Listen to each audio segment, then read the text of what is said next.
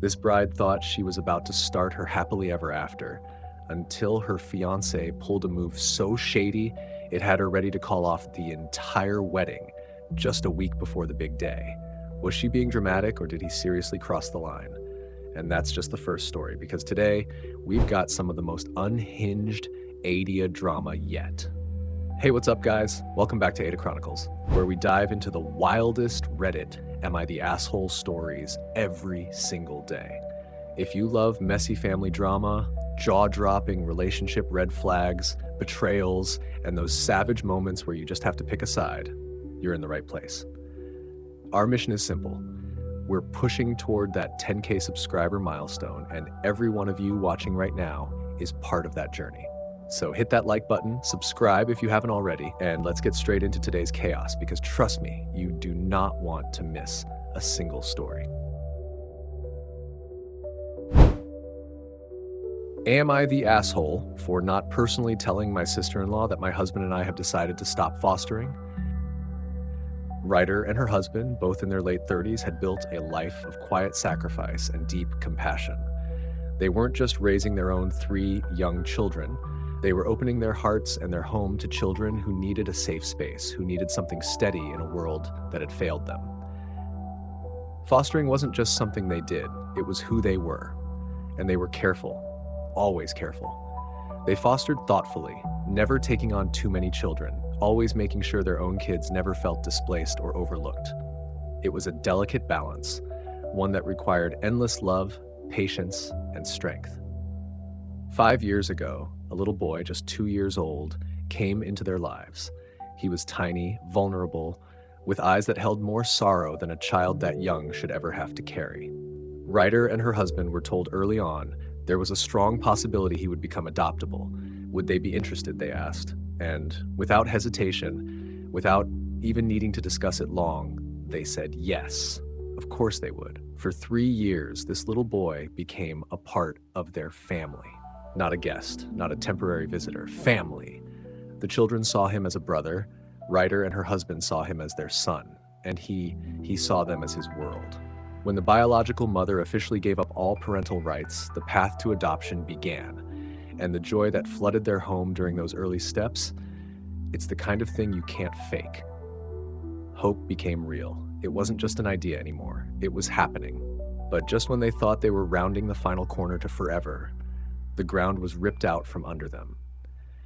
The caseworker, cold, bureaucratic, almost casual, announced that the little boy would be removed from their home, placed instead with a couple who had no children of their own.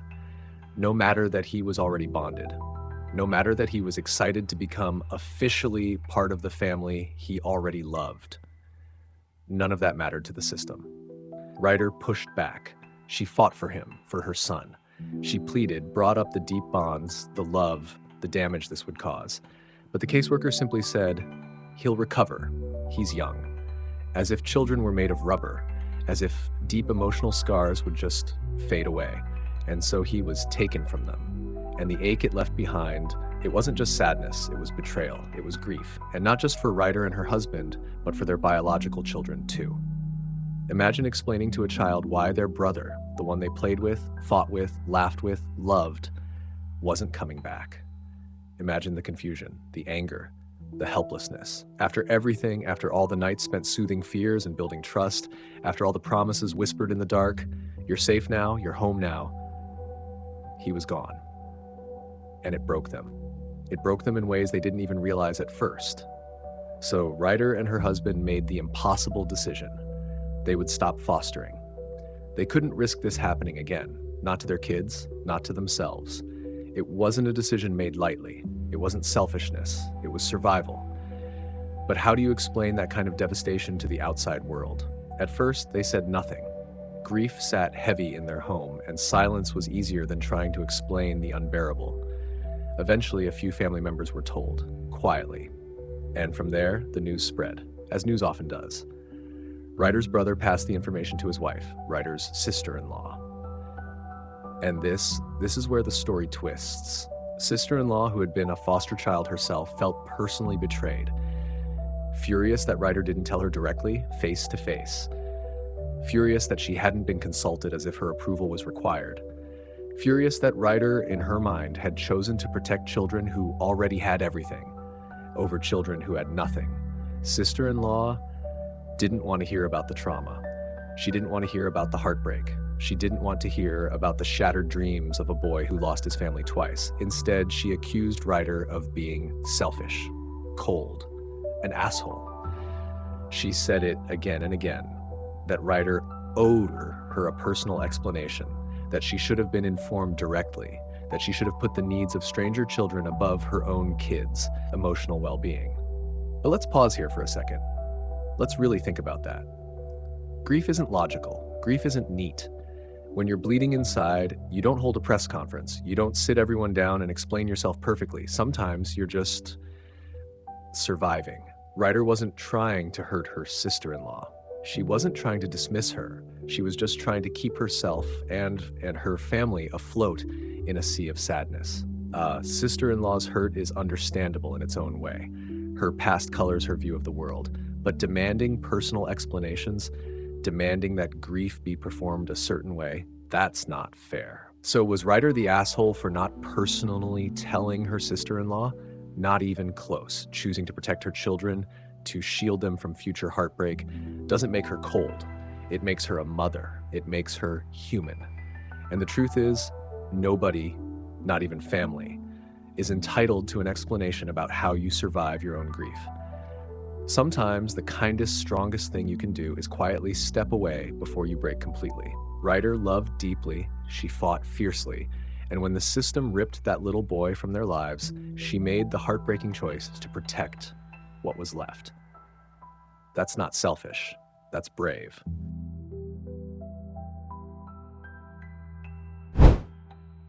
Am I the asshole for quitting my job when my boss just told me my salary is being cut in half?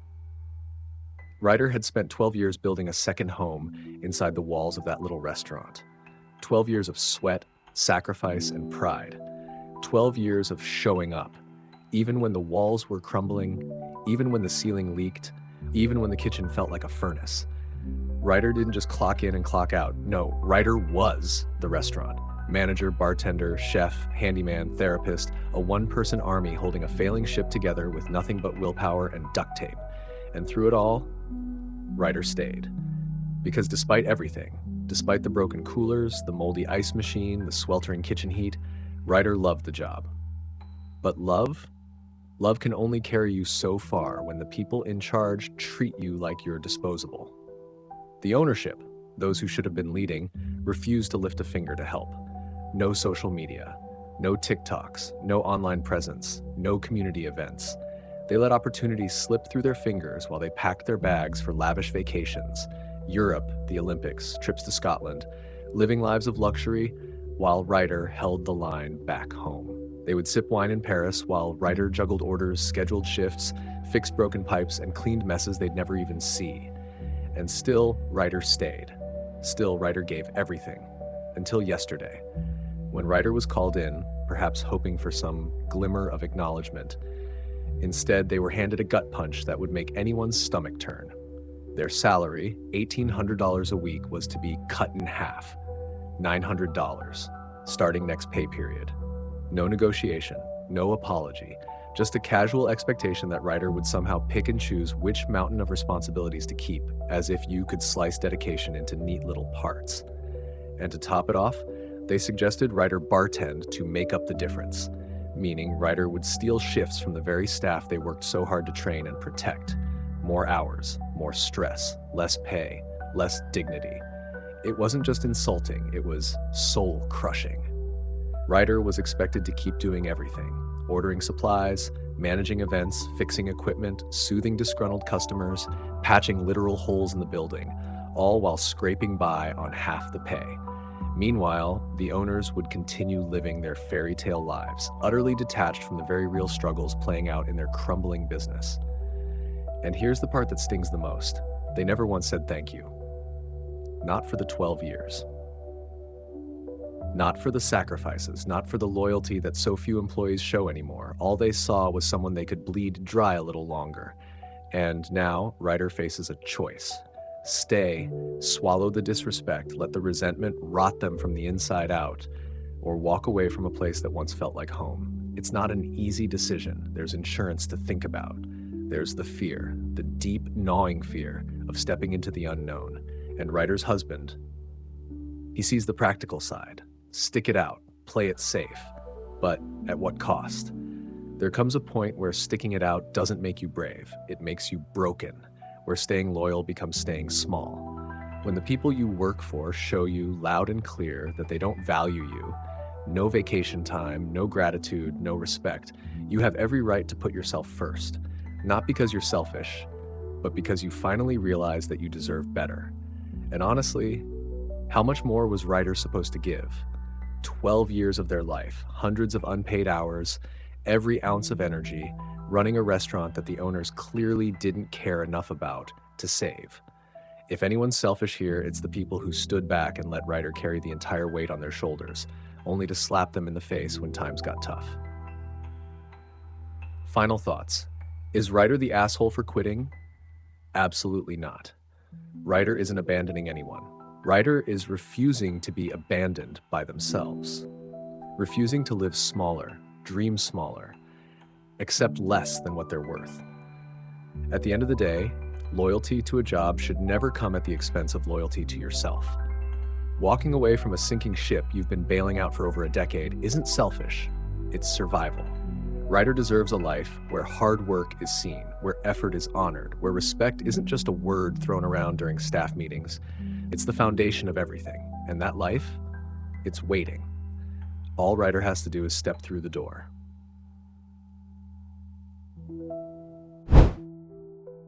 Am I the asshole for refusing to babysit again after my sister didn't pick her kid up on time? Ryder, only 18 years old, stood at a crossroads between responsibility and self-preservation. It started innocently enough. Ryder's sister, 26, a single mother, needed just a few hours. A few hours, she said, to have a simple lunch with friends. She begged, she cried, she pleaded. And Ryder, despite the gnawing anxiety of exam season and the heavy weight of inexperience, especially caring for a newborn, said yes. Because how do you look into the tear-streaked face of family and say no? How do you turn away when someone is asking for help? Ryder sacrificed precious study time, time that could shape the course of their future, and agreed to babysit the two small children, a newborn, barely out of the hospital, and a wild, sneaky 2-year-old. Ryder was nervous, scared even, but family was family, right?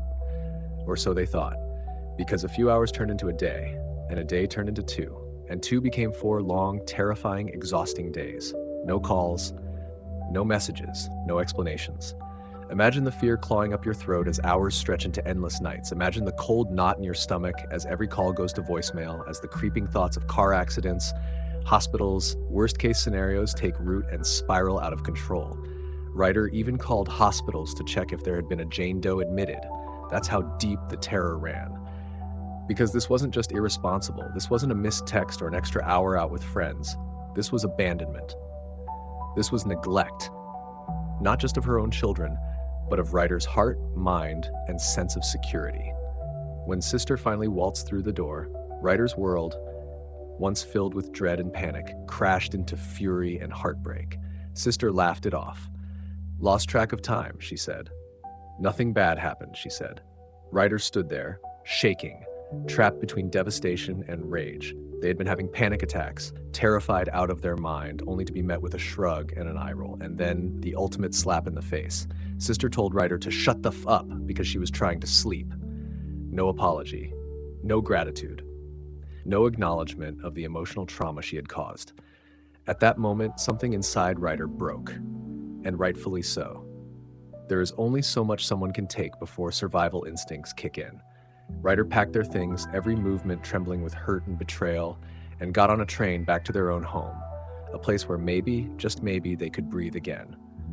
But the story wasn't over. Oh no, Sister wasn't done using guilt as a weapon. Because soon the phone rang. Accusations flew. How dare Ryder leave? How dare Ryder break a promise? Apparently, Ryder had promised to watch the 2-year-old again for an upcoming hospital appointment, a promise made before Sister decided partying for 4 days was more important than parenting. And now, somehow, Ryder was the bad guy. Their mother joined in, partially understanding, but still suggesting that Ryder should have stayed one more day to help. One more day. As if the last 4 hadn't already drained Ryder dry. As if a promise made her different circumstances still held weight after such a colossal betrayal. Let's talk about it. Was Ryder wrong for walking away? Not even close. What Sister did wasn't just irresponsible, it was cruel. It was selfish to leave 2 tiny, vulnerable children and an 18-year-old, barely an adult themselves, without even the decency of a check-in. It was manipulative to weaponize guilt afterward. Family loyalty is important, but it does not mean allowing yourself to be treated like a doormat, especially not when your mental health, your future, and your safety are on the line. Ryder's sense of guilt? That's the mark of a good person. But the truth is, the only person who should feel guilty here is Sister. She broke trust. She broke respect. She treated Ryder like free childcare rather than a human being with dreams, fears, and boundaries. And here's the hard truth. If Ryder had stayed one more day, it wouldn't have been just one more day. It would have been one more excuse, one more broken promise, one more step deeper into a toxic cycle where Ryder's needs are always second to someone else's recklessness. Saying no isn't selfish. Setting boundaries isn't cruel.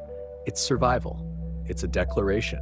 I am not your emotional punching bag. I am not your free babysitter. I am not here to pay the price for your mistakes. And honestly, it's long overdue. Final thoughts. Is Ryder the asshole for refusing to babysit again? Absolutely not. If anything, they're brave for standing up, for choosing self-respect over guilt, freedom over fear. Sister made her choices. Now Ryder is making theirs. And for the first time in this whole messy, heartbreaking ordeal, they're finally choosing themselves.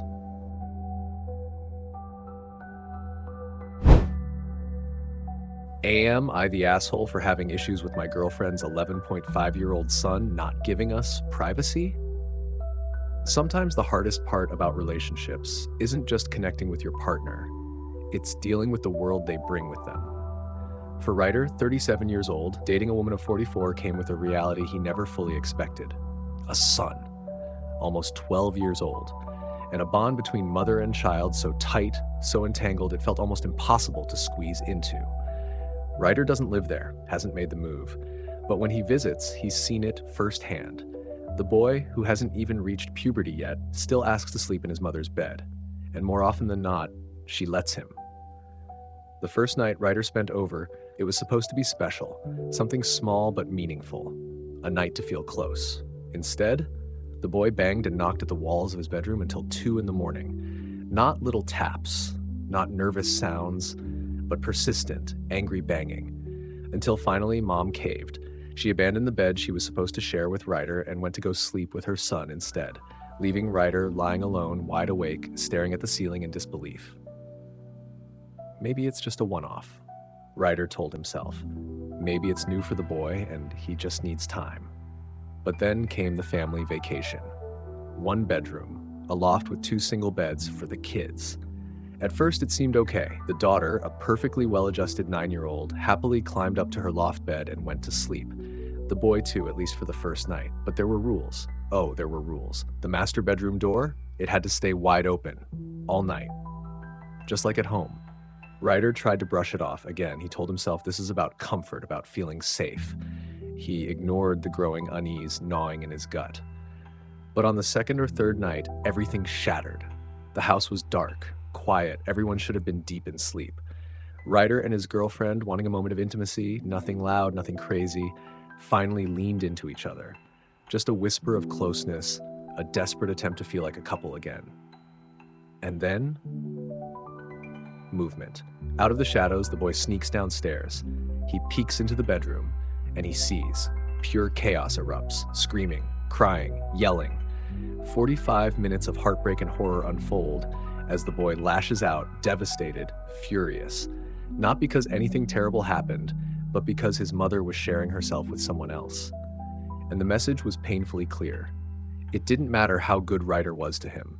It didn't matter how many hobbies they shared, how many memories they built. In the boy's mind, no one was allowed between him and his mother. But it didn't end there. The boy declared he would sleep on the couch right outside their door. Door still wide open, of course. And Ryder, trying so hard to be respectful, to tread carefully, to not upset the delicate balance, let it happen. Until one night, needing nothing more than a bathroom break at midnight, Ryder stepped out and saw something chilling. The boy, awake.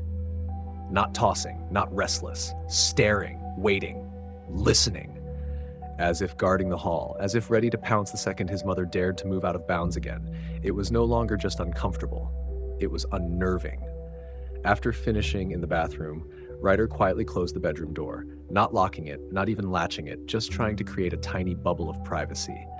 And 10 minutes later, the boy stormed the door, violently slamming it open, screaming about why it was closed, firing accusations, rage exploding into the silence of the night. And this time, instead of standing by Ryder, instead of protecting what little sanctuary they had left, his girlfriend grabbed a pillow and blanket, rushed out to the couch, and abandoned him. Again. He spent the night alone in the bedroom, feeling less like a partner and more like an intruder in someone else's life. Now Ryder sits with the question, is this normal? Is this really what a healthy mother-son bond looks like? Because it doesn't feel like love anymore. It feels like control. It feels like surveillance. It feels like the boundaries between parent and child have been completely erased. Some important context. The boy has ADHD and ODD, oppositional defiant disorder, two conditions that certainly complicate behavior. The family does therapy.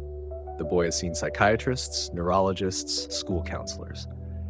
And despite it all, clear, firm boundaries seem almost non-existent. The daughter, totally different. She sleeps normally. She respects space.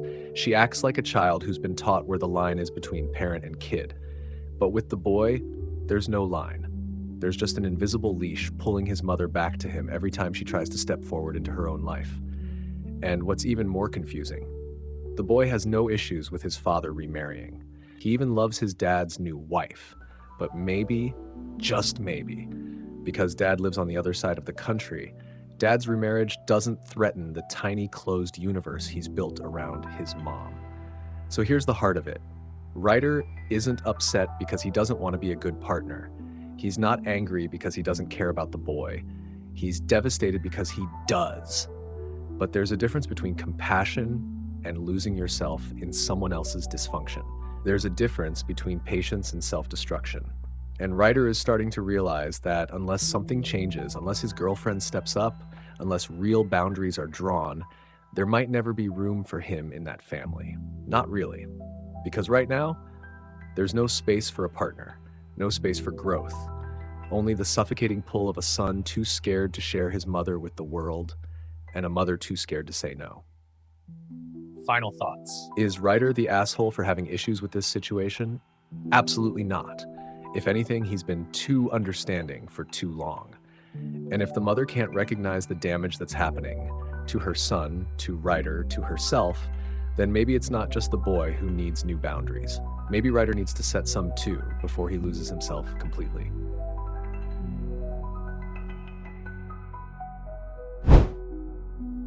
Am I the asshole for tearing into my mother after she made disrespectful comments about my daughter's appearance? There are moments in life that define who we are, moments where we either stand up for the ones we love or stay silent and let the damage happen.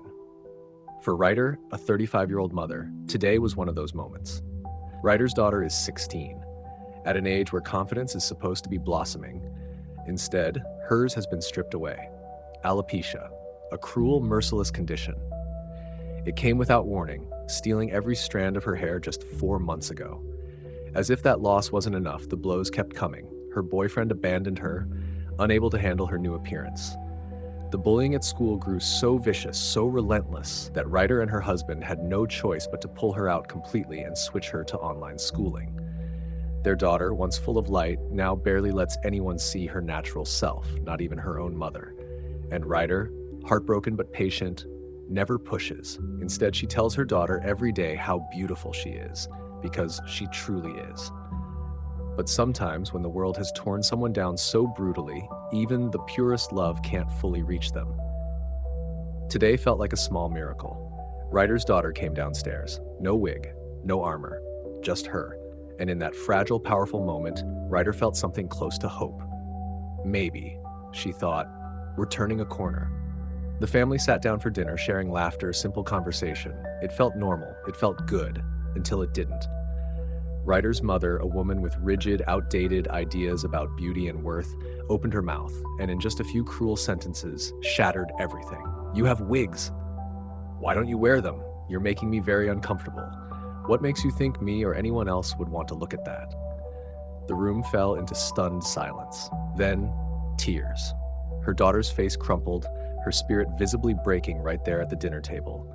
She ran upstairs, slamming the door, the echoes of her heartbreak bouncing through the house. Her father rushed to her side. And Ryder. Ryder was left sitting there, pulse pounding, rage burning hot in her chest. There are times when you can reason with ignorance. And there are times when ignorance comes dressed as cruelty and demands to be thrown out. Ryder stood up and, with all the fury of a mother whose child had just been publicly humiliated, yelled, "How dare you say some horrible shit like that to your granddaughter? Do you have any idea what she's been through? She was already getting bullied enough. And now you come into her home and add to that pain? Get the fuck out of my house." Her mother, stone-faced, unmoved, spat back, "It's just constructive criticism." As if that made it okay, as if breaking a young girl's fragile self-esteem could ever be considered helpful. Ryder didn't back down. That is not constructive criticism. That's bullying. That's cruelty. That's making my daughter feel worthless in the one place she should feel safest. And with that, her mother was out. Banished, as she should have been. But of course it didn't end there. Family never lets things stay simple. Ryder's brother texted soon after, telling her she had gone too far, telling her she should be ashamed for speaking to her own mother that way. And now, Ryder sits alone with the question we've all asked ourselves after standing up for what's right. Did I go too far? Am I the asshole? The answer is clear. Absolutely not. Ryder didn't overreact. Ryder didn't disrespect family. Ryder defended her daughter, a child fighting a battle that none of them can fully understand. When you stand between your child and cruelty, you are doing your job as a parent. And if it comes at the cost of offending someone who should have known better, so be it. Because when a mother has to choose between hurting an adult's feelings or letting her child's spirit be crushed again, the choice is, and should always be, easy.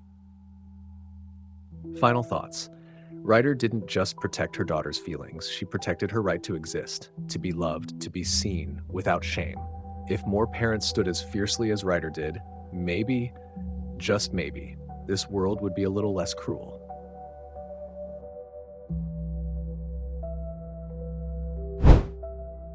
Am I the asshole for threatening to leave my fiancé a week before our wedding because he tried to put his mom on our house deed and told me to earn my place in the family? Some betrayals don't come in the form of screaming matches or broken promises. Sometimes they creep in quietly, under the disguise of tradition, under the mask of family values, and by the time you spot it, the knife is already halfway in your back.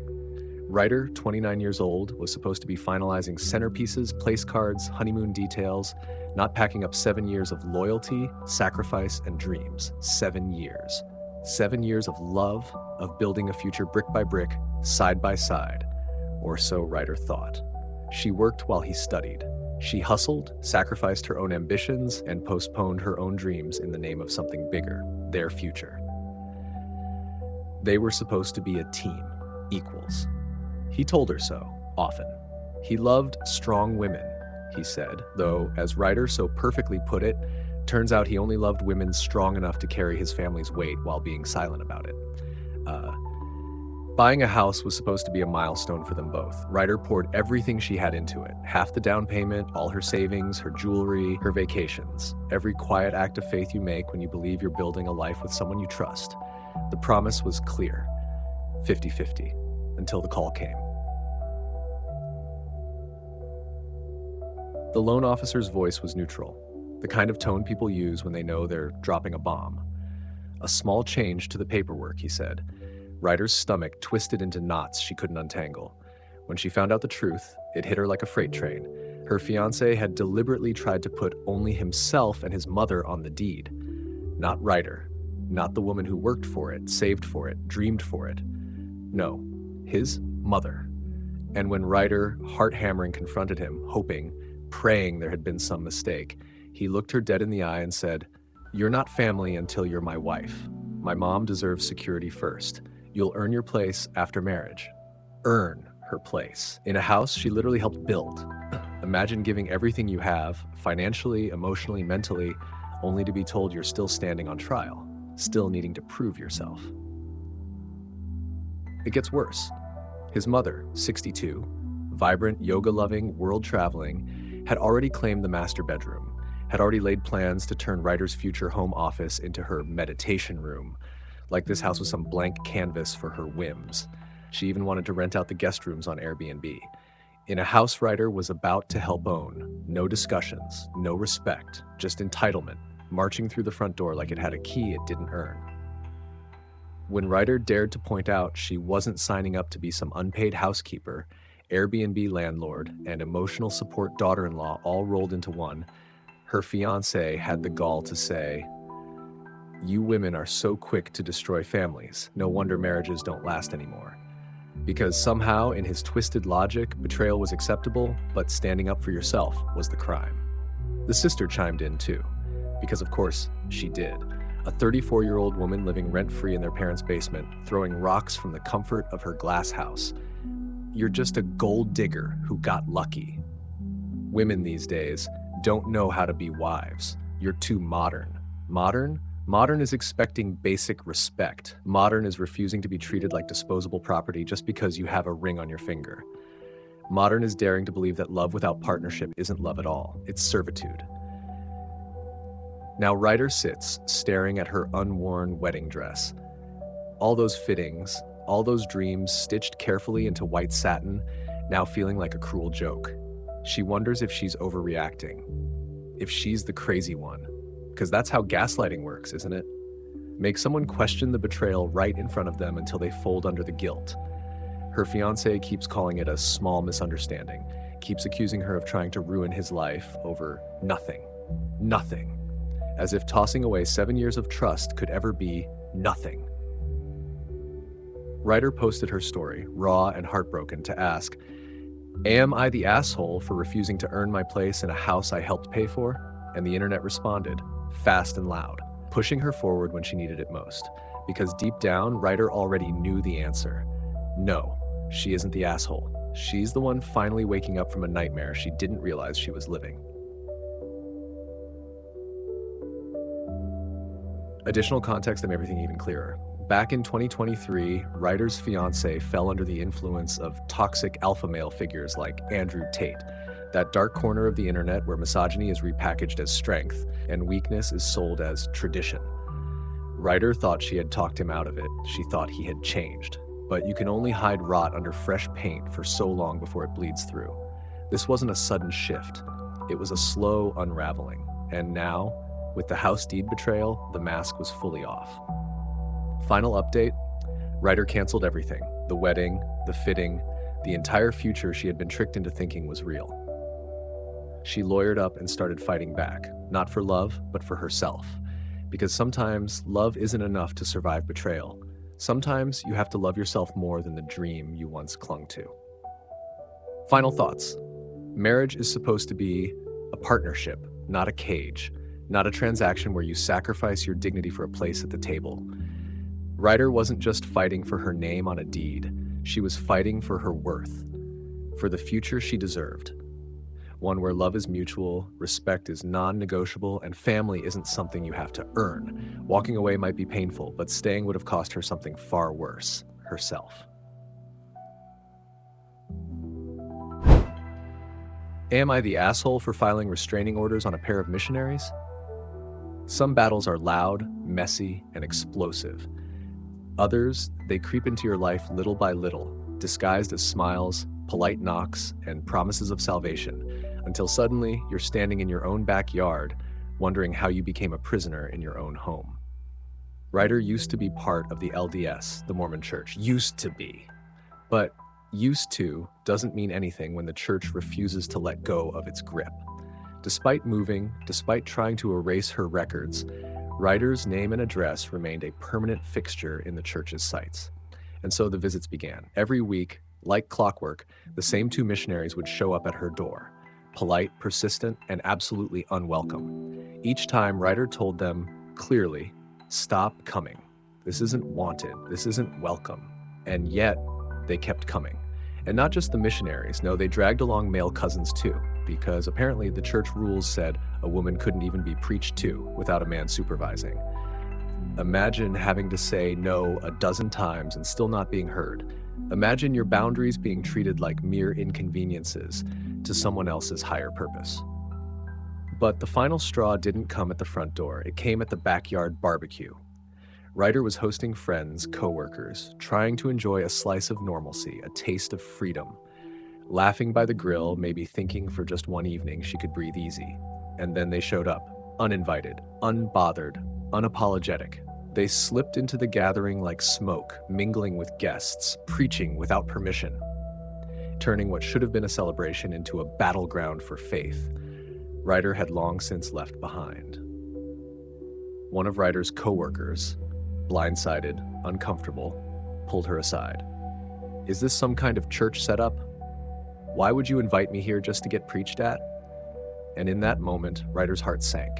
She hadn't just been harassed herself. These relentless missionaries had turned her into an unknowing accomplice in their ambush.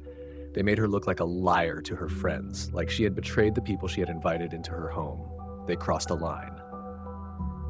No, they bulldozed right through it. So Ryder called the police, and in the way bureaucracy always does, the officers told her their hands were tied. Unless she asked them to leave, again, there wasn't much they could do. But Ryder had receipts. Ring 2 months of polite refusals, ignored. Proof. Cold hard, undeniable. The officers walked her through filing a restraining order, an official way to say, enough. You'd think that would be the end of it. But when you're up against a machine like the LDS Church, silence is rarely an option. The love bombing began, emails flooded in, Ryder's door and porch were plastered with heart attacks. Not sweet gestures, but paper hearts laced with Bible verses and passive-aggressive messages about forgiveness and faith. Her own LDS family took to Facebook, declaring her the literal devil, dragging her name through the mud under the banner of righteousness. And now, as the hearing approaches, Ryder feels that familiar creeping doubt. Am I overreacting? Am I really the bad guy for just wanting peace in my own home? Because that's what guilt does. It sneaks in under the doorframe, whispering that maybe you're the one in the wrong for daring to defend your boundaries. But here's the truth. If it weren't missionaries, if it were any other strangers, no one would question her actions for a second. Harassment is harassment, no matter what costume it wears. Ryder posted to ask, am I the asshole if I go through with the hearing? And let's be honest, the answer is clear. No. No, Ryder isn't the villain for choosing safety over appeasement. She isn't cruel for refusing to let people weaponize faith as an excuse to violate her space. What these missionaries and the church did wasn't innocent. It wasn't benign. It was manipulative. It was persistent.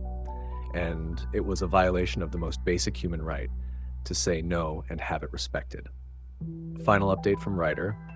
In the hours after posting, the support Ryder received reignited her fire. She decided she will attend the hearing. She will apologize to her guests for the chaos others brought into her life. And she will go low contact with the family members who showed her where their loyalty truly lies. Ryder also learned something chilling, that so-called heart attacks, those colorful paper hearts taped to her door, are actually a form of love bombing. Manipulation wrapped in the illusion of affection. And now that she sees it for what it really is, she's even more certain. Final thoughts.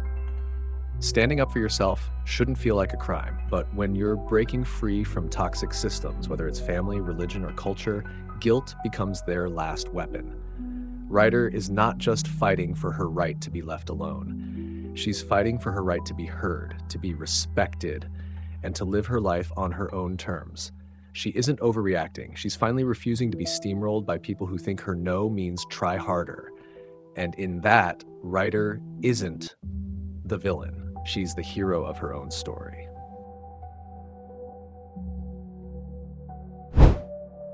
Am I the asshole for breaking up with boyfriend 21M because he is against abortions? It all started on what should have been just another normal evening. Ryder and her boyfriend were watching a segment about Dr. Caitlin Bernard, the doctor who helped a 10-year-old rape victim get an abortion. A story already heavy with tragedy, and yet it would reveal an even heavier truth in Ryder's own relationship. Out of nowhere, Ryder's boyfriend, the person she trusted, cared for, bluntly said he believed abortion should be completely illegal. No exceptions, not even for victims of unimaginable horrors. And the way he said it wasn't just a passing comment. He made it crystal clear that he supported this extreme mindset, the kind you hear from the loudest, most radical voices. Ryder, stunned, asked him, trying to make sense of it, if he really believed an embryo was the same as a living, breathing child. And without hesitation, he said yes. Now here's where the emotional disconnect cut deep. Ryder isn't just anyone casually tossing opinions around. She's a STEM major, someone trained to understand life at its most intricate biological levels. And even more unsettling, her boyfriend was a pre-med student, someone who should be grounded in scientific reasoning, compassion, care. Instead, what she heard that night was ignorance wrapped in stubbornness. Disgust, real, physical disgust, rose in her. It wasn't just a difference of opinion anymore. It was a fundamental clash in values, in morals, in basic humanity. So she did what a lot of people wouldn't have the strength to do in the moment. She ended it, right there. No drawn-out arguments, no, maybe we can work through this, just a clean, decisive goodbye. But of course, the story doesn't end neatly. Word traveled. Mutual friends chimed in, some accusing Ryder of overreacting, guests saying things like, "You could have just agreed to disagree about something as profound, as deeply personal as bodily autonomy, about basic compassion for a child who was already brutalized. There are things you can compromise on in a relationship. Pizza toppings, movie preferences, even hobbies. But this isn't a mild difference in taste. This is about worldview, about what kind of human being you are when no one's watching." Ryder stood her ground, and honestly, who could blame her? Adding a little more context, Ryder explained they're from Canada, a place where views that extreme aren't exactly mainstream, which made it even harder to comprehend how someone she thought she knew could harbor such harsh, cold perspectives. In an emotional, rushed edit, Ryder added that she's female, a detail that makes his stance cut even deeper. She apologized for the confusion, explaining she was enraged while writing, and honestly, who wouldn't be? In a second edit, she showed gratitude, genuine gratitude, to those who offered kindness in the comments, even to those who disagreed. She wasn't there to start a war. She was simply searching for clarity, connection, understanding. And to those accusing her of faking her post, Ryder reminded them, gently but firmly, that she's a longtime Reddit user, usually sticking to her university's subreddit. This was just her first time stepping into the chaos of a wider audience. Even with a busy life and a job on top of it all, she made time to read every single comment, because despite the noise, Ryder clearly values voices from real people. Final thoughts. Was Ryder the asshole for ending the relationship? Absolutely not. When someone shows you in no uncertain terms that they don't share your core values, when they reveal a coldness you can't unsee, you have every right to walk away, without guilt, without apology. Ryder didn't just dodge a difficult conversation, she saved herself from a future of compromise, resentment, and emotional exhaustion. And that? Self-respect.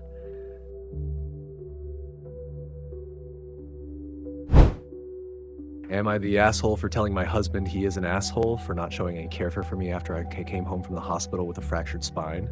Some injuries leave bruises on the skin. Others, they cut much deeper. Not just into your body, but into the parts of you that believed, maybe foolishly, that when you needed someone most, they would show up. Today, Ryder suffered a fall, not just any fall, but one that fractured her spine. Think about that for a second. The spine, the very thing that holds your body upright, broken. And through the pain, through the terror of what this might mean, Ryder made a choice no one should have to make. She asked her husband to take the kids and go home, sparing them the long hours she would have to endure alone in the emergency room. 8 agonizing hours passed. 8 hours without food. 8 hours of pain biting down into her bones. 8 hours of silence so loud it must have been deafening.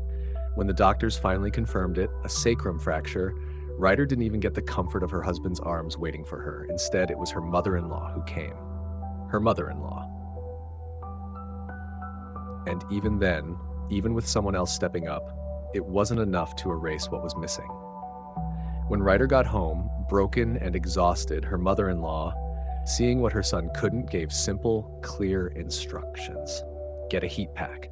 Pick up her prescribed painkillers. Not complicated, not overwhelming, basic compassion spelled out for him. Ryder, despite her shattered body, still moved to comfort her child, laying beside him for an hour, giving him the reassurance he needed, even when she desperately needed care herself. That's the kind of love that runs bone deep. But when she finally emerged from her son's room, what did she find? Her husband. Eating, while she hadn't eaten since noon. Eating while she was barely standing from the pain. Eating while every simple task felt like lifting mountains. She asked, gently, if he'd gotten the painkillers. No. Had he at least gotten the heat pack ready? No. Not a shred of initiative, not a glimmer of urgency. It wasn't just forgetfulness, it was indifference, cold and cutting. Ryder, holding herself together with the last scraps of strength she had left, asked for something to eat, because standing, even sitting, felt like punishment. He got it for her. But the damage was already done. An hour later, she tried again, asked again about the painkillers, and that's when he hit her with it. Tell me everything about them. Everything? Everything? When she was barely clinging to herself? In that moment, it wasn't about the painkillers anymore. It was about how invisible she suddenly felt, how little her suffering seemed to matter to the one person who was supposed to care the most. When she told him she was hurt, when she showed even a sliver of the vulnerability she'd been swallowing all day, he didn't comfort her. He didn't apologize. He didn't step up. Instead, he sighed. Here we go. That phrase, that careless, dismissive wave of the hand at someone else's pain. The kind of thing that doesn't just hurt, it crushes. Ryder, finally pushed past the limit of her already fractured spirit, called him an asshole. Because what else do you call someone who sees you bleeding, sees you broken, and chooses to do nothing? But then, he flipped it on her. You make it hard for me to be kind when you call me names. As if his kindness was a prize she had to win. As if basic decency was something conditional, something she had to earn even after walking through hell. And now Ryder asks, am I the asshole for calling my husband an asshole? Am I expecting too much, asking my husband to be proactive in caring for me after coming home from the hospital with a fractured spine? The answer echoes loud and clear. No, Ryder is not expecting too much. No, she isn't demanding the impossible. She is asking for the bare minimum. A spouse who steps up when you can no longer stand. A partner who doesn't need a detailed briefing to show compassion. A husband who doesn't weaponize your pain against you. Final thoughts. This wasn't about heat packs or prescriptions. This was about seeing someone you love suffering and choosing to stay seated at the kitchen table, chewing your food while they starve for comfort. Ryder deserved more. Not because she was perfect, not because she said the right words, but because she is human. And because love without action is nothing more than an empty promise. Calling out cruelty, even when it's quiet and wrapped in excuses, doesn't make you an asshole. It makes you someone who refuses to pretend that silence and neglect are acceptable forms of love. And that, Ryder, is something to be proud of.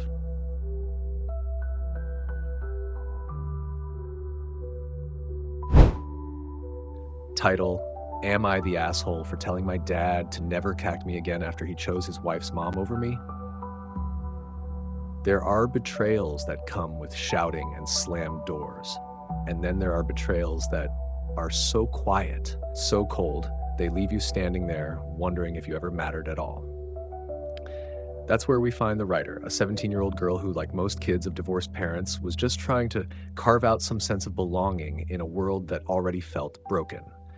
When Ryder's parents divorced at 12, she adjusted to the shuffle of 50-50 custody. 1 week with mom, 1 week with dad, a life split down the middle but manageable for a while. And then came dad's new wife, the stepmom, or as Ryder refers to her, simply his wife. Because sometimes when people force themselves into your life without love, the titles feel hollow. As the years passed, dad's presence in Ryder's life grew fainter, first just weekends, then rare visits, until finally mom had full custody and dad became more of a familiar stranger than a real parent. But hope, stubborn, relentless hope, still clung to Ryder's heart. Last month, it seemed like things might finally turn around. Dad and his wife moved back into town. They bought a house and dad made a promise. A real room, not a couch, not a guest bed. A room. A space to decorate, to make her own. A signal that maybe, just maybe, she was still wanted. Ryder was over the moon. She picked out furniture, bought decorations, imagined a life where she didn't feel like a visitor in her father's home. But sometimes the worst heartbreaks don't come with screaming matches. They come when the person you trust the most smiles and hands your dreams to someone else. When Ryder arrived for the house tour, she was shown the room she thought would be hers. And then, without warning, without apology, they told her the truth. The room? It wasn't hers. It was being given to her stepmom's mother instead. Why? Because Ryder would be off to college soon, so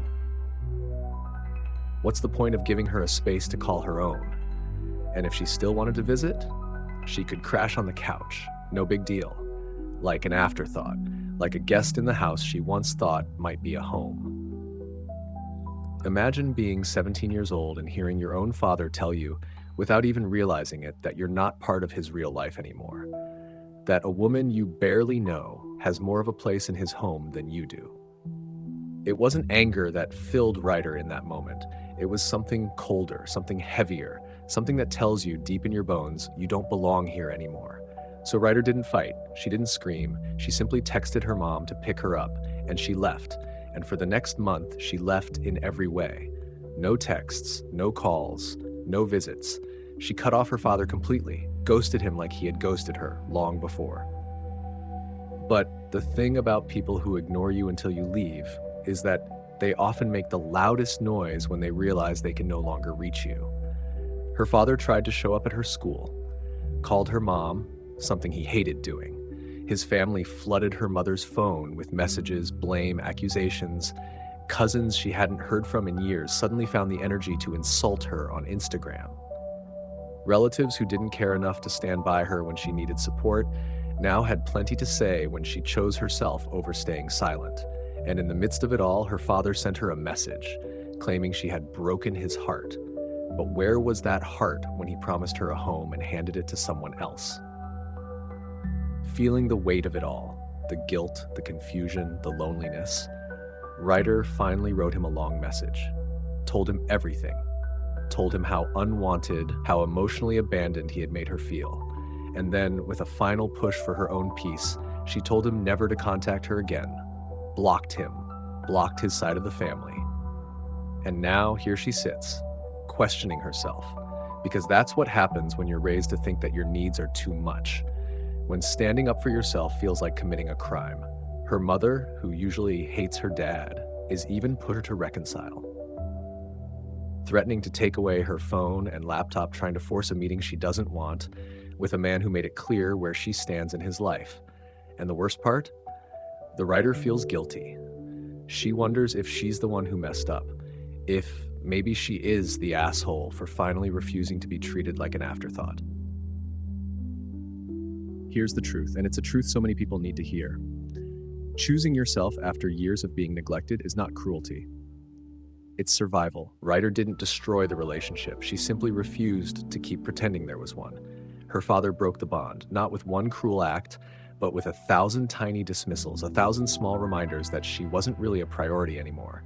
And when someone shows you over and over again that you don't matter to them, you're allowed to walk away. So, is the writer the asshole? She is a young woman finally realizing her own worth. Finally refusing to keep fighting for space in a life that had no room for her. And if that makes others uncomfortable, If that forces them to confront the parts of themselves they'd rather ignore, that's on them, not on her. Sometimes the most powerful thing you can say to someone who hurts you isn't "I forgive you." It's simply, "You don't get to hurt me anymore." And that, writer, is not being an asshole.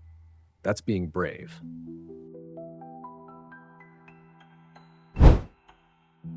Title: Am I the asshole for making everyone leave the house for a while, including my husband and stepkids, because they were fighting over me while I was newly postpartum? Some moments in life stretch you so thin that even breathing feels heavy. And for the writer, this was one of those moments. Fragile, raw, barely stitched together after a complicated birth, only to be caught in a storm she never asked for. Writer, 29 years old, had just brought her first biological child into the world 3 weeks ago. Already a stepmom to her husband's 2 kids from a previous relationship, she wasn't new to blending families, to trying to make everyone feel loved, but everything shifted the moment she got pregnant. At first, the stepkids seemed okay, curious even. They asked questions, showed interest, gave tentative smiles when the future was still a distant idea. But within a month, the tide turned. The kids began pulling away, emotionally, physically. Suddenly, the word half-sibling wasn't a neutral term anymore. It became a sharp divider. Not real, not the same, not ours. And if you've ever tried to force love where walls have already been built, you know it doesn't end well. Writer tried. God, she tried, inviting them to pick baby clothes, helping design the nursery, offering moments to be part of this new chapter, to feel included. And still, they rejected it all. Cold shoulders, distant glances. Even when Writer went out of her way to give them separate attention, special outings without a single mention of the baby, it wasn't enough. They missed their dad. They missed the way things used to be. And deep down, maybe they feared they were losing him. The baby was born while the stepkids were with their mom. When they finally returned, there was no wide-eyed wonder, no awe at meeting a tiny new life. They ran straight past the crib, as if pretending the baby wasn't even there, as if denial could erase reality. They didn't want to hold the baby, didn't even want to look at him, and when pressed, they doubled down. Half. Only half. Not real. Then came the real chaos. 3 days later, the extended families descended smiling, cooing, bringing gifts, and just beneath that paper-thin surface, tension so thick you could almost taste it. Some of the husband's family were furious that the kids were allowed to say half-sibling so freely. Ryder's own family tried to smooth it over. It's not the end of the world, they said, like that made the cuts any shallower. Arguments erupted. Voices rose. The husband tried to hold the line, but the anger spread like wildfire. The kids got angry that adults were even discussing it. Families were choosing sides. And all the while, Ryder sat there, sore, bleeding, exhausted, watching her baby's first days be overshadowed by a battlefield that wasn't supposed to exist. At some point, something inside her just snapped. Because sometimes you don't yell because you're mad. You yell because if you don't, you might just break. Loudly, rawly, Ryder told everyone, leave. Leave the house, leave the tension, leave her alone with her baby, the one tiny, innocent being who deserved better than all this noise. She asked her husband to take the kids and go too. Not ever, not in anger, just for a little while. Just enough time to breathe. To hold her child without hearing a shouting match over his very existence. And the husband, he understood. He gathered the kids, ushered the families out, gave Ryder the space she so desperately needed. But family politics don't end quietly. The backlash was immediate. Ryder's husband's family said the kids needed to hear the fight, that seeing the conflict was the only way they would understand how serious it was, that making everyone leave was selfish. That hiding from the drama solved nothing. They made it sound so simple, as if healing came from forcing broken pieces together harder. But here's the thing. Ryder wasn't running away from healing, she was protecting the one thing she had left intact. Peace. Even if only for a few precious hours. So, is Ryder the asshole? No. Absolutely not. She is a woman standing on the ragged edge of exhaustion, still finding the strength to carve out a moment of calm for herself and her newborn. In a sea of adults demanding, arguing, pushing their own narratives, she did what so few people are brave enough to do. She said, enough. She chose sanity over spectacle, healing over chaos, love over war. And that's not selfish, that's survival. The truth is, it wasn't just about the baby. It wasn't just about being called a half-sibling. It was about watching people she loved tear each other apart and realizing that none of them were thinking about what mattered most, the well-being of a mother who had barely begun to heal. Sometimes the kindest thing you can do for yourself is shut the door, gently but firmly, on the noise of the world. And in doing so, Ryder didn't push her family away. She simply made space for herself to breathe. And if someone can't understand that, maybe they were never really there to support her in the first place.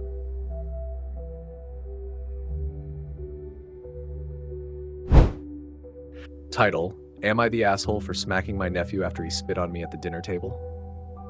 Family dinners. They're supposed to be moments of warmth, breaking bread together, sharing laughter, stories, a little chaos maybe. Sure, but sometimes chaos crosses a line so sharply, so viscerally, that instinct just takes over. And that's exactly where we find the writer, a 34-year-old man, trying to enjoy a simple afternoon meal with his family. No drama, no shouting, just food, conversation, and a teenage nephew who thought it would be hilarious to weaponize saliva at the table. The writer was just sitting there, minding his own business, when his 14-year-old nephew started squirting saliva out from under his tongue like some kind of deranged party trick, aimed directly at family members. Maybe it started as a joke, maybe it was teenage stupidity. But then, it landed on the writer, spat on, at the dinner table, in front of everyone. Now take a moment here. Imagine it. The shock, the disgust, that burning feeling of being completely disrespected in front of your own family. The writer jumped up immediately, the instinct to get clean, stronger than anything else. But as he walked past the nephew's chair, still processing what just happened, still feeling that humiliation crawling across his skin, he did something almost automatic. He clipped the kid over the back of the head with an open hand.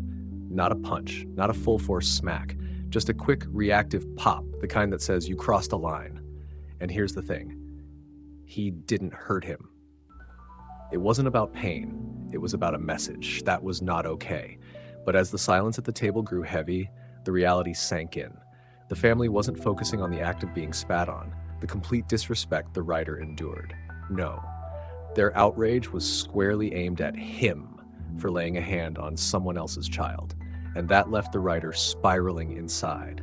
Because despite what happened, he's not an aggressive man. He's not someone who believes in violence solving problems. There's a line, right? There's a difference between raising your hand in anger and instinctively setting a boundary after being humiliated.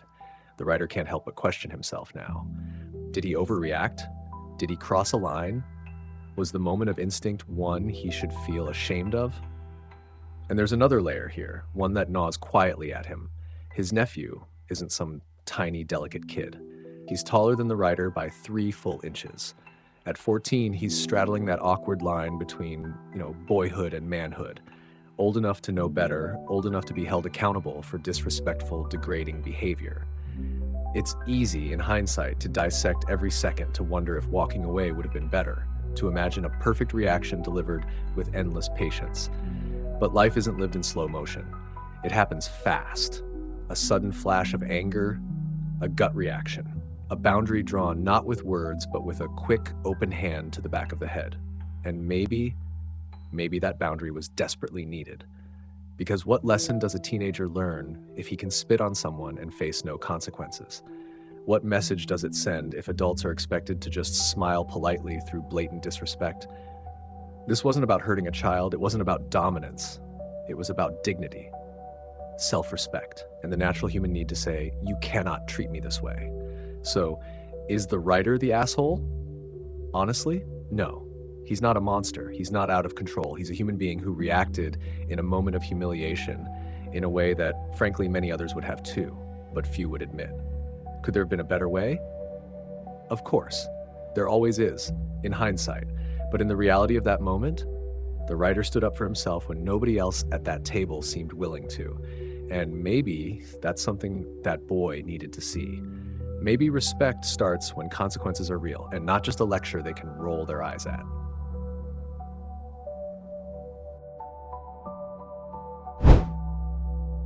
Title, Am I the Asshole for What I Said to My Boyfriend During Dinner? It's these small, easy nights we remember the most. The ordinary evenings. The ones filled with inside jokes, half-finished conversations, the soft comfort of shared routines. That's exactly where the writer found herself. Dinner was bubbling on the stove, laughter was in the air, and for a moment, everything felt right.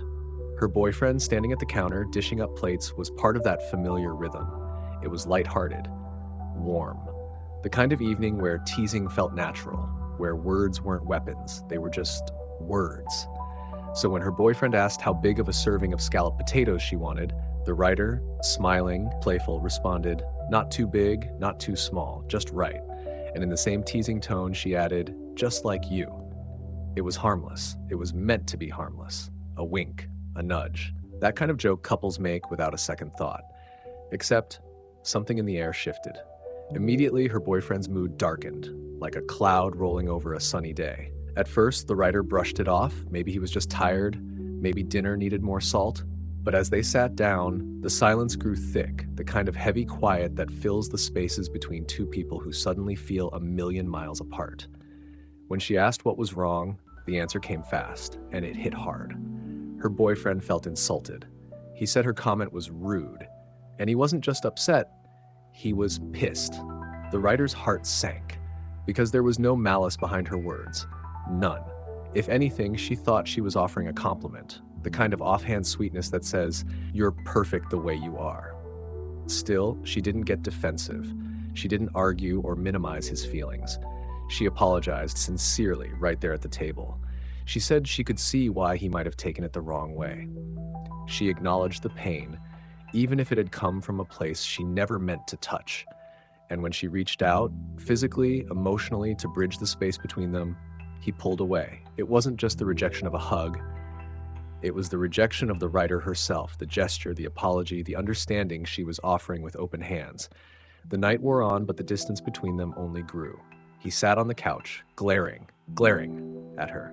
Not just upset, not just hurt, angry, cold. And when bedtime came, he didn't offer a word. No goodnight, no small, tired gesture of reconciliation, just silence and a closed door. The writer, even after all of that, still wanted to make things right.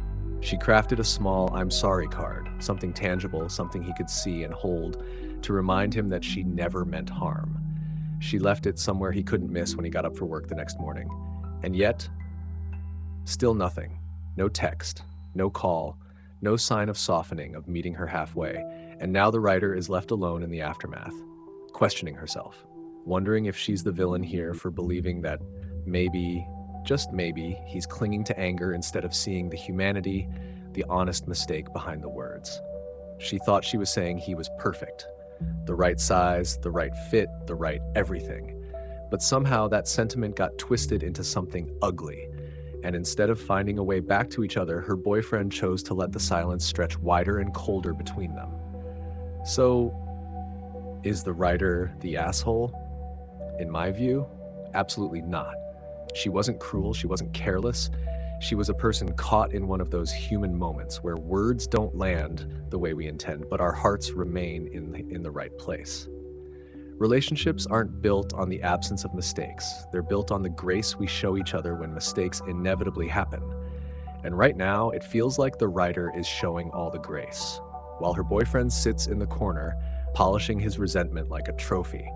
There's only so much apologizing a person can do before the question becomes less about guilt and more about whether the other person even wants to move forward.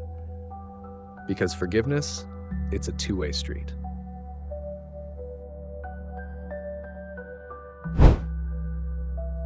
Title, Am I the Asshole If I Break Up With My Boyfriend After He Felt Me Up in Public When I Told Him Not to? There are moments that should feel safe. Moments that should feel full of laughter, warmth, and trust. Moments like going out to dinner with someone you love. For the writer, it was supposed to be just that, an ordinary night, maybe even a little special. She trusted her boyfriend when he suggested her outfit, a short skirt, a loose, comfy top, something he said would make her feel cute. Something he said was for her comfort, for her body. But trust is a fragile thing, and that night it shattered. They were seated upstairs at the restaurant. tucked away in a quieter corner. And for a moment, maybe the writer felt a little shy, but she trusted him. She believed she could relax, feel good in her own skin, until suddenly, without warning, he slipped his hand under her top, in the middle of the restaurant, without her consent. His hand moved over her chest, boldly, shamelessly, ignoring the fact that they were in public, surrounded by strangers. The writer froze. Time seemed to crawl. Because when you're caught between shock and fear, sometimes you don't scream, sometimes you can't even move. She quietly told him to stop. A whisper, a plea, a line drawn in the softest sand. And how did he answer? By ignoring her, by whispering in her ear, "You're beautiful, babe," as if admiration could somehow erase the disrespect. Meanwhile, eyes were glancing over. Judgment weighed heavy on her like a stone strapped to her chest. The waitress coming upstairs, the burning stares, the shame that flushed her cheeks red. Not because she had done something wrong, but because he had made a spectacle of her body and left her to sit in the ruins of his selfishness. When the waitress dropped off their food, the look she gave the writer, sharp, cold, maybe even pitying, was unbearable. And still, he acted like nothing had happened. The night didn't end there. Because later, in the car park, when they were alone, he tried again, dragging her into the back seat, tearing off his clothes, pressuring her, pushing her boundaries even further.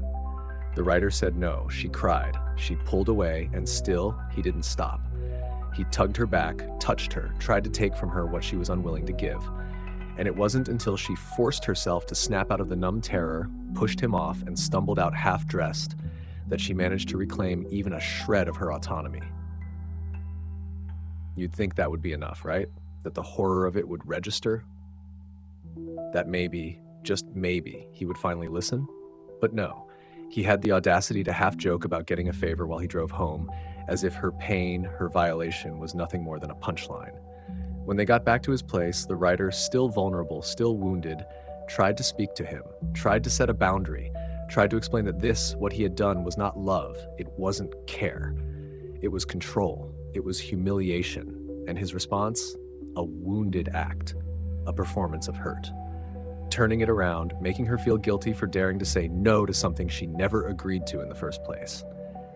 And now, here, the writer stands, torn between the voice inside her screaming that what happened was wrong, and the quiet doubts planted by friends suggesting maybe he just didn't realize, as if a man of 28 years could accidentally violate the trust of someone who trusted him most. So, is the writer the asshole if she walks away? Absolutely not. Not even close. This isn't about an awkward misunderstanding. This isn't about a bad joke taken too far. This is about someone who ignored a no. Someone who treated the writer's body like something he was entitled to, whether she wanted it or not. In public, in private. It didn't matter to him. Only what he wanted mattered. And no one should ever have to stay in a relationship where love looks like pressure, humiliation, and being stripped of your right to say no. Breaking up isn't the betrayal here. Staying would be the betrayal to herself. Love should feel safe. Love should make you feel seen, heard, respected. If it doesn't, then it isn't love at all.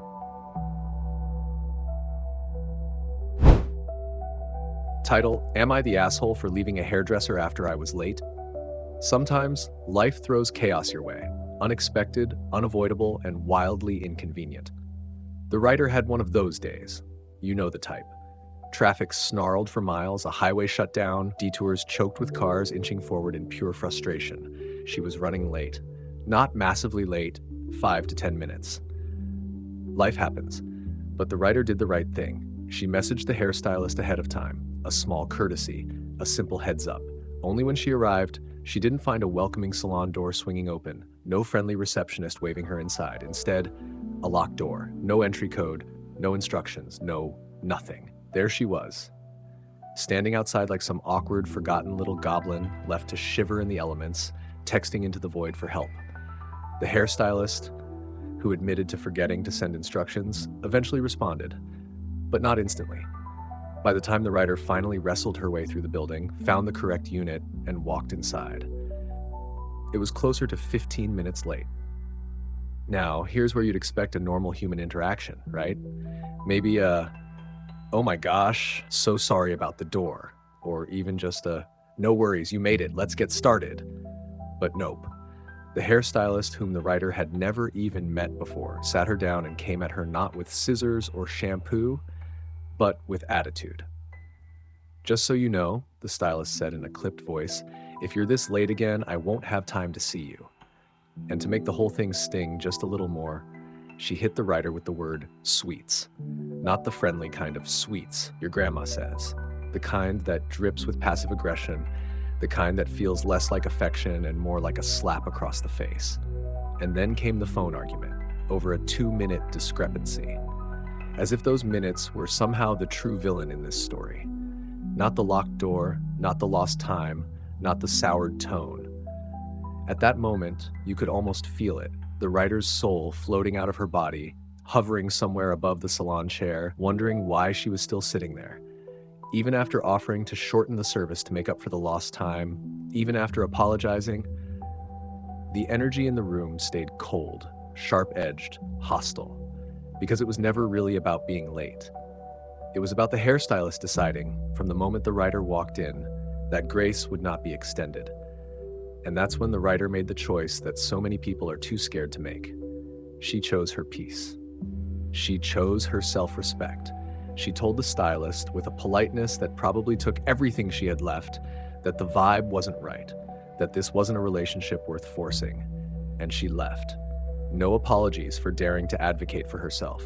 No scrambling to salvage a broken rapport. No desperate attempts to smooth over an encounter that had gone sour from the jump. Just a clean break. A quiet reclaiming of her dignity. And now, of course, come the whispers. The jokes from friends about going full Karen, the self-doubt creeping in after the adrenaline wears off. But let's be honest. What's more Karen, anyway? Standing up for yourself when someone treats you like a problem from the second you walk in the door? Or quietly swallowing disrespect to avoid ruffling feathers? Because here's the truth. You can be polite. You can apologize. You can offer solutions.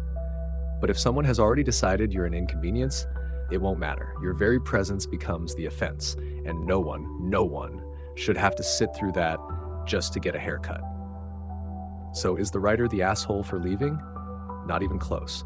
She's a person who knew her worth and realized it was far too high a price to pay for a trim and a blowout. Sometimes the biggest flex is recognizing when a situation isn't serving you and walking out without looking back.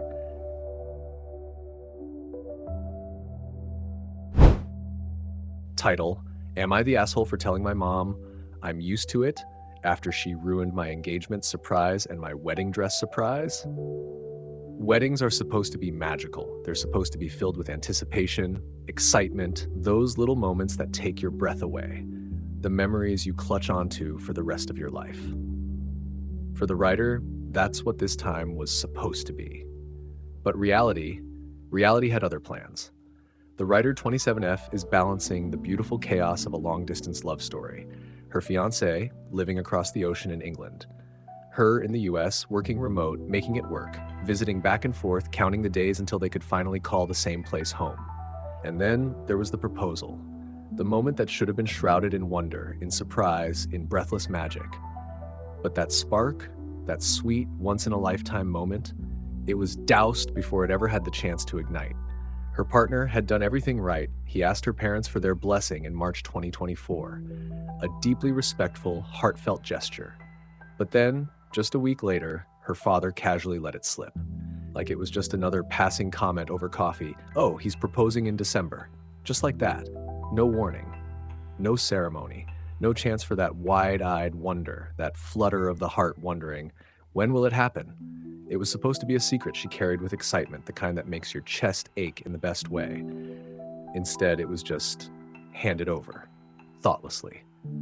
The writer felt gutted, but instead of empathy, instead of understanding, her mother met her with cold dismissal, telling her she was being dramatic, telling her she was stupid for not assuming it would happen at Christmas. Imagine standing there, trying to explain how it felt like someone snatched that fragile, glittering excitement right out of your hands, only to be told it didn't matter. The writer's dad apologized. But her mom? She dug in her heels. No regret. No acknowledgement. No real care for what had been lost. Still, the writer carried on. because that's what you do, right? You put the pieces together, you move forward, you try to find the joy again, even when your heart feels bruised. But things didn't get better. Wedding planning started to feel heavy. The magic kept slipping away, and then today. A moment that should have been nothing more than cozy time with her partner visiting. Just sitting together on the couch, ordinary, comforting, until her mom struck again. Out of nowhere, she turned and casually asked, right in front of the fiancé, "Have you picked up your veil yet?" And just like that, another piece of the magic was crushed. Her fiancé, sweet and unsuspecting, smiled and said, "Oh, you're wearing a veil?" Trying to be kind, trying not to make it worse, even as the disappointment flickered in the air between them, you could almost feel the writer's heart sink. Because there are only two true surprises at a wedding: the proposal and the dress. And now both had been chipped away carelessly, like they didn't matter at all. The writer tried one more time to protect what little she had left. She asked her mother, "Please, no more details, no more spoilers." And what did she get in return? An eye roll, dismissal, a half-hearted apology thrown over the shoulder like it was an inconvenience to even utter the words. And when the writer, broken and exhausted, said, "It's fine, I'm used to it," her mother stormed off, locking herself in her room like she was the one who had been wronged. It's heartbreaking. Because the writer wasn't asking for anything extraordinary. She wasn't asking for grand gestures or over-the-top theatrics. She was asking for respect, for care, for her dreams to be handled with tenderness instead of treated like afterthoughts. And the most painful part? This wasn't even normal behavior for her mom. Her older sister's wedding had been handled with love, with excitement, with every ounce of care you would hope for. But somehow, for the writer, it was different. And that difference cuts deeper than any words could. The writer isn't being dramatic. She isn't being a bridezilla. She's a person who wanted her once-in-a-lifetime moments to actually feel like they mattered. And honestly, after being dismissed, minimized, and made to feel small again and again, saying, "I'm used to it," was probably the most heartbreaking thing she could have said. Because that's not bitterness, that's grief. Grieving the moments she should have had, grieving the care she deserved, but didn't get. So is the writer the asshole for being upset? Absolutely not. She's a daughter who wanted to feel like her happiness mattered to the people she loves most. And if that makes her dramatic, then maybe the world could use a little more drama like hers.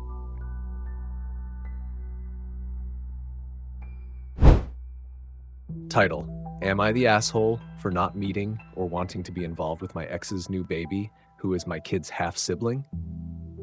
Sometimes life hands you a story so tangled, so heavy, you wonder how anyone could look at you and expect you to just smile through it. This is one of those stories.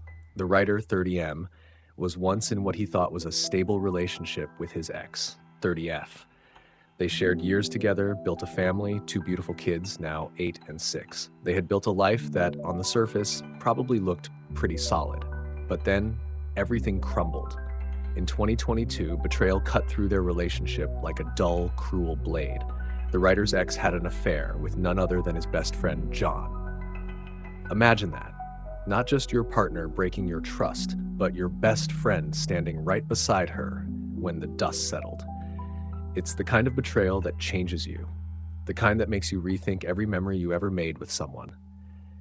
And yet, amidst the wreckage, the writer did the responsible thing. He made sure, through DNA tests, that his 2 children were his. They split custody 50-50, shared legal and physical custody, doing what was best for the kids despite all the heartbreak. Meanwhile, his ex and John tried to stitch their own story together until December 2024, when karma caught up. John discovered she had been cheating on him too. When history repeats itself that quickly, it's not a coincidence. It's a pattern. And now, a pregnancy. A child born into uncertainty where even paternity had become a question mark. John tried to reach out to the writer after the fallout. But once someone burns a bridge to ashes, you don't go back looking for souvenirs. The writer ignored him, and honestly, who could blame him? February came. The baby was born, and nobody could say for sure whose child it was. The DNA test was still hanging in the air like a storm cloud. John had already made it clear he wasn't going to lift a finger unless the results proved he was the father. As for other possible fathers, no one even knew how many there could be. Through all of this, the writer stayed focused on his own kids, doing what any good father would do, keeping their world stable, loving them, showing up. But then the pressure started. The ex's parents, who had once been the neutral middle ground during custody exchanges, began pushing a narrative. They suggested, no, expected, that the writer step in and be part of this new baby's life, that he meet the child, that he somehow stitch himself into a family that no longer existed. They framed it like it was some act of compassion. They said the child needed him, that the baby could use someone like him in their life. But here's the thing. Compassion does not mean setting yourself on fire to keep someone else warm, especially not someone who tore your life apart. The writer told them the blunt truth, the truth no one else seemed willing to say out loud. It's a shame your daughter didn't think about that before she cheated. The baby might be innocent. Of course, the baby is innocent.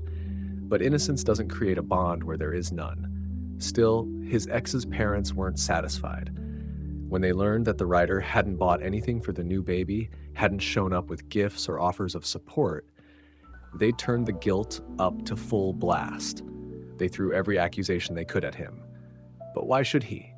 Why should someone who was betrayed be expected to open his arms and act like none of it ever happened?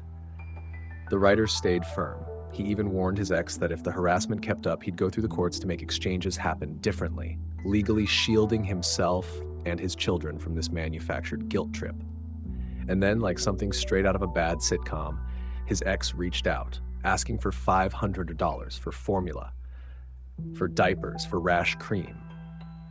Not for the writer's kids. No, they were safe with him at the time. But for this new baby, a child that, by all accounts, had no connection to him. He said no, immediately, clearly, without hesitation. And when she asked again, he still said no. Boundaries were drawn, but they weren't respected. Soon after, the writer found himself ambushed in public, at the store no less, by his ex's parents again. They unleashed every bitter word they could find, accusing him of being heartless, selfish, cruel. They insisted that because his kids shared blood with this new baby, that somehow he owed it to the child to step up, to pretend he was family. They claimed the half-sibling relationship meant he should act like an uncle, maybe even more. But here's the truth that no one wanted to admit. The writer's responsibility is to his children, to their well-being, to their emotional stability, not to heal the consequences of other people's mistakes. Yes, the baby is their half-sibling, and someday, maybe, if his kids choose, they can explore that relationship on their own terms. But forcing it now, demanding emotional labor from someone who has already been deeply hurt, that's not compassion, that's cruelty. The writer is still documenting everything, still speaking with his attorney, still protecting his peace, and by extension, his children's peace. Because here's the real bottom line. No one, not an ex, not her parents, not a stranger shouting across a store aisle, gets to demand more of you than you are willing to give, especially when they're the ones who broke the foundation in the first place. So, is the writer the asshole for refusing to meet the baby? For refusing to play happy family with the aftermath of betrayal? Absolutely, absolutely not. Sometimes doing the right thing for yourself and your kids looks cold to outsiders. But it's not cold, it's necessary. And if anyone can't see that, well, maybe they were never really looking in the first place.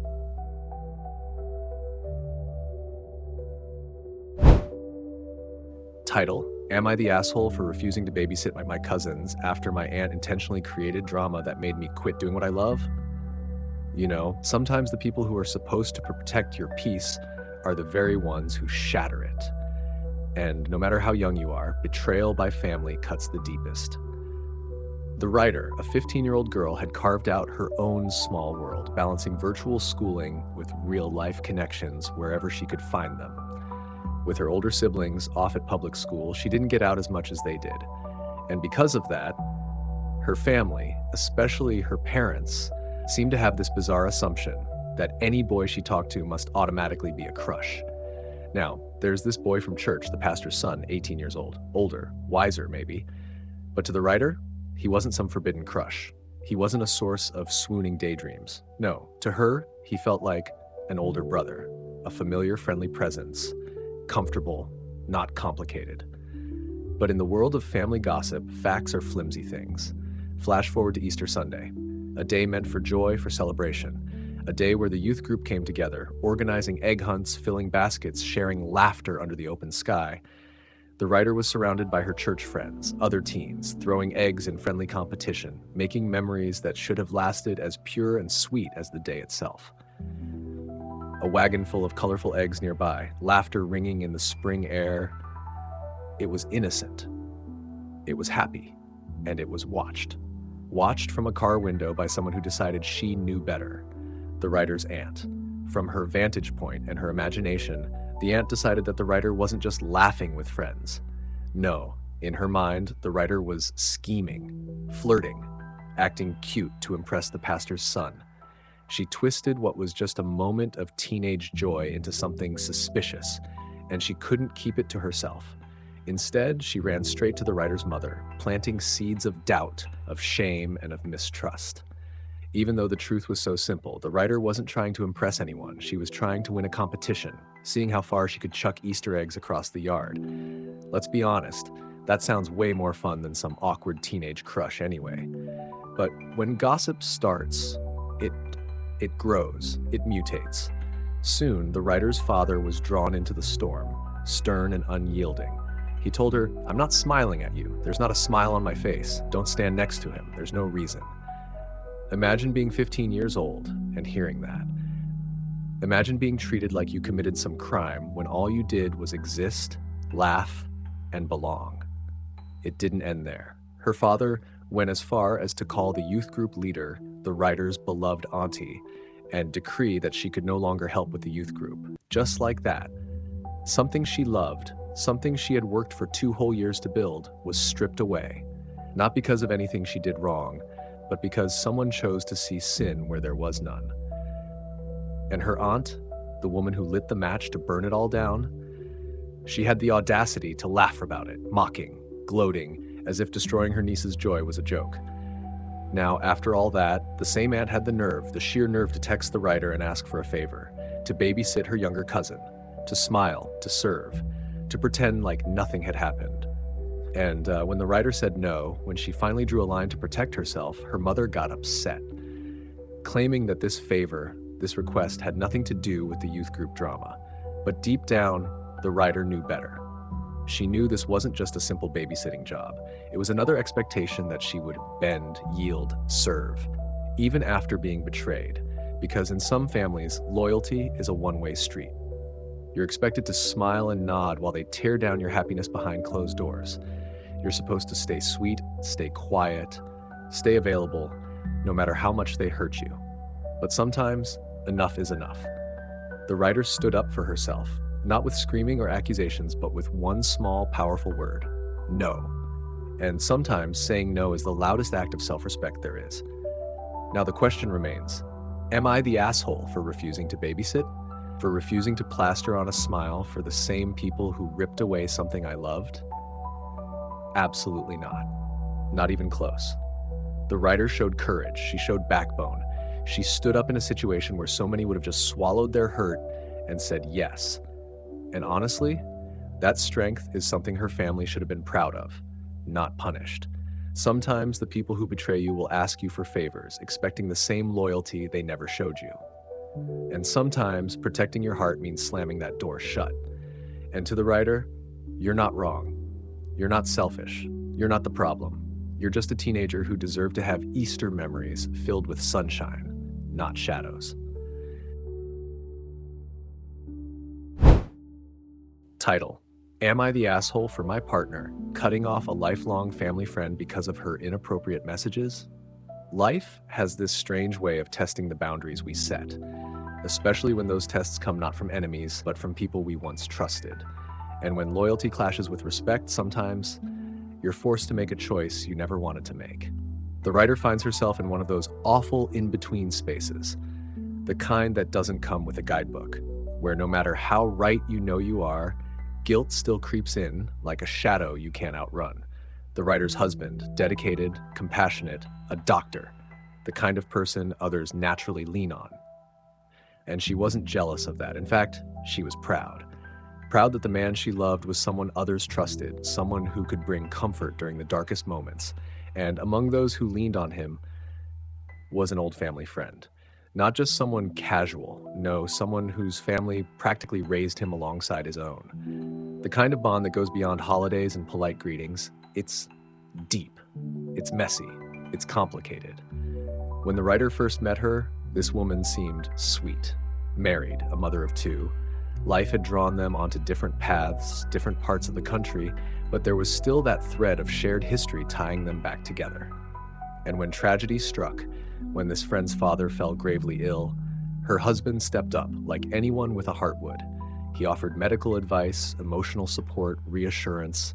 The writer understood. She supported it. Their marriage was solid, grounded in honesty. No storms on the horizon, or so it seemed. But then came that weekend. One message, one moment. One line crossed so boldly there was no coming back. The writer's husband woke up to texts that didn't belong in a conversation between lifelong friends. Confessions of love, talk of destiny, God's will. The kind of emotional ambush that leaves you stunned, staring at your phone, wondering if somehow you read it wrong. But he hadn't. And here's the thing that speaks volumes about the writer's husband. He didn't hide it. He didn't delete the messages and pretend they never existed. He told the writer immediately, because real love doesn't keep secrets, especially not ones that fester. He handled it the way any man should, firm, clear, unapologetic.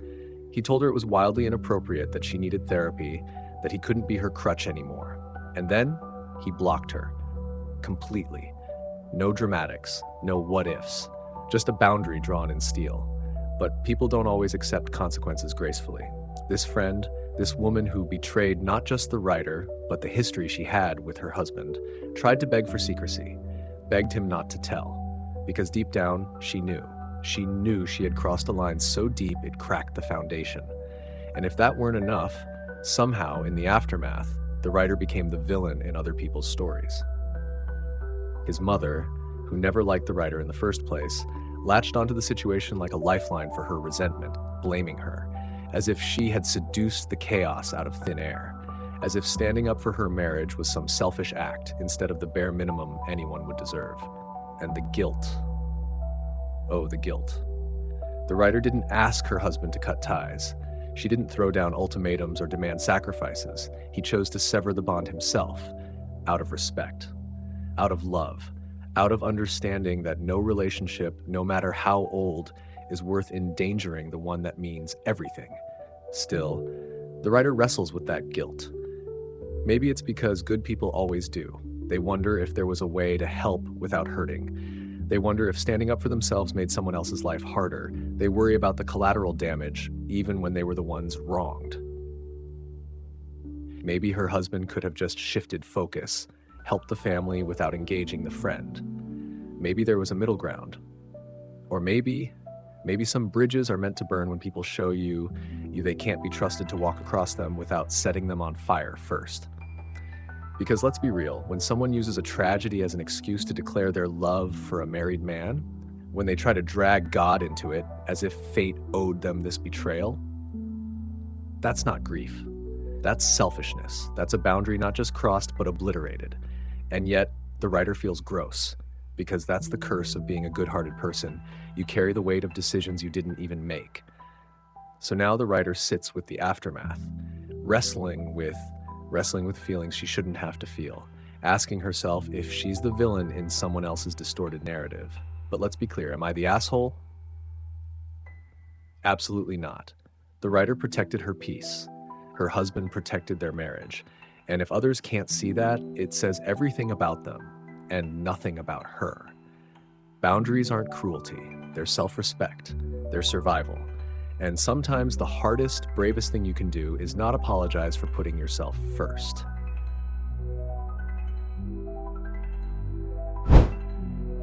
Title: Am I the asshole for ditching a date after he told me a woman could never be president? Sometimes life puts you in a situation so absurd, so baffling, that all you can do is blink and wonder. Is this seriously happening right now? And that's exactly where the writer found herself. It all started with a decision she already knew was questionable. a second chance at something that probably should have stayed a one-time thing. The writer went on a date with a guy she had a one-night stand with about a month earlier. And sure, her friends warned her. They raised the red flags, waved them wildly like lifeguards at a dangerous shore. But sometimes you just have to see for yourself. Sometimes you think, maybe it won't be that bad. Spoiler alert, it was. From the moment they sat down, the energy was off. The kind of off that you can't quite put your finger on at first, but it's there humming underneath everything. They ordered drinks, and what did this man, the one supposedly trying to impress her, decide to get? Chicken tenders. Not exactly a crime, no, but it wasn't just the order itself. It was that he didn't even ask if the writer wanted anything to eat. No, are you hungry? No, want to share something? Nothing. Just chicken tenders for one. A small thing, maybe. But the small things often reveal the biggest truths. Still, the writer gave it a chance. Maybe she told herself she was being too picky. Maybe she figured she could power through. But then came the second destination, a hookah lounge. Random, unexpected, not exactly the romantic vibe she had in mind. But again, she went along with it. And that's when the real cracks started to show. The conversation drifted toward politics, a topic he said he didn't want to discuss. And yet, somehow, it happened anyway. The writer, a little tipsy by now, started to pick up on the not-so-subtle hints. The way he danced around the subject without ever fully committing to a sentence. The way he casually dropped comments that felt heavy, weighted with opinions he didn't want to say out loud. And then, he said it. A woman could never be president. Just like that. Blunt. Ugly. Drenched in the kind of ignorance that makes your stomach drop. Imagine sitting there looking at someone who just casually told you, without flinching, that no matter your intelligence, no matter your accomplishments, no matter your leadership, you could never lead, simply because of who you are. That's when the writer realized there was absolutely no saving this night, no redemption arc, no witty comeback that would fix what had already been shattered.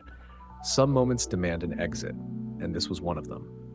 The writer, smart and sharp even through the drunken haze, texted her friend, called for a lifeline, planned her escape. She told him she was going to the bathroom, and she never came back. No dramatic scene, no need for yelling or fighting, just gone. Sometimes, the most powerful move is walking away without giving someone a chance to explain why they're not worth your time. And here's the kicker. He hasn't even reached out. Not a text, not a call, not even a half-hearted, "Where did you go?" And honestly, that silence speaks louder than anything he could have said. Now, the writer wonders, am I the asshole? And let's be real here, absolutely not. The writer respected herself enough to leave. She chose dignity over discomfort. She decided that sitting through another second of casual misogyny wasn't worth her energy, her spirit, or her night. Some people will try to tell you that you owe closure, that you have to sit there and suffer through ignorance for the sake of politeness. But you don't. You never have to stay in a room where you're being disrespected. You never have to waste time explaining your humanity to someone who doesn't see it. The writer did exactly what she needed to do. She protected her peace. She chose herself. And honestly, that's power. That's growth. That's knowing your worth. So no, the writer isn't the villain in this story. She's the one who saw the red flags, and this time she ran. And thank God she did.